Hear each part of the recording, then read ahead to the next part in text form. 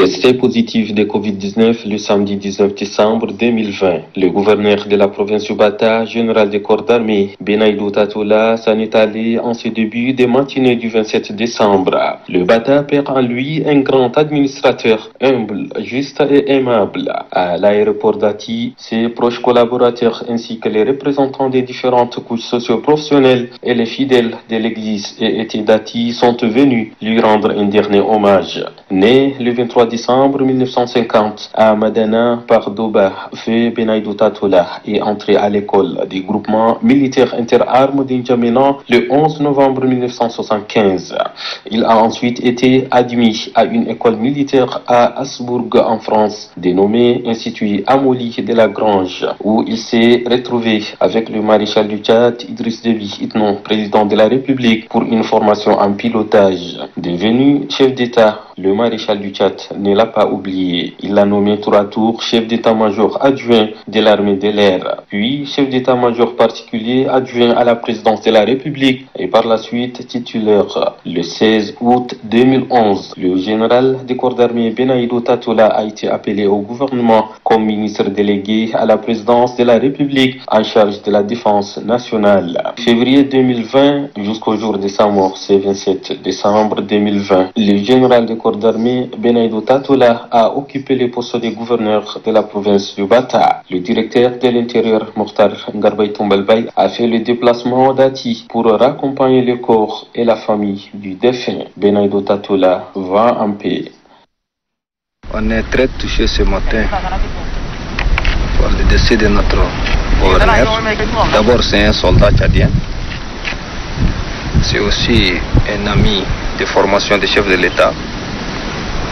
Depuis son arrivée à la tête de cette province, nous sommes ses premiers collaborateurs qui ont travaillé avec lui. On est très bien encadré de son expérience et il nous oriente aussi dans le sens administratif. Il a voulu qu'il sera à côté de lui. Le Tchad a perdu un fils, un grand homme, commis de l'État, un homme qui aime le travail bien fait. Il fut un père éducateur et encadreur en même temps. J'aimerais présenter mes sincères condoléances aux Tchadiens et une pensée particulière à sa famille biologique, que son âme se repose en paix. L'émotion est trop grande ce matin. Lorsqu'il était 9h, j'ai eu le coup de fil du délégué qui m'annonce le décès du gouverneur. Et vous savez, c'est quelque chose qui a été préparé par le Tout-Puissant Dieu. Parce que Dieu a dit qu'il ne fait rien au hasard, tout ce que Dieu fait est bon. Nous acceptons simplement. Mais ce matin, il était 7h.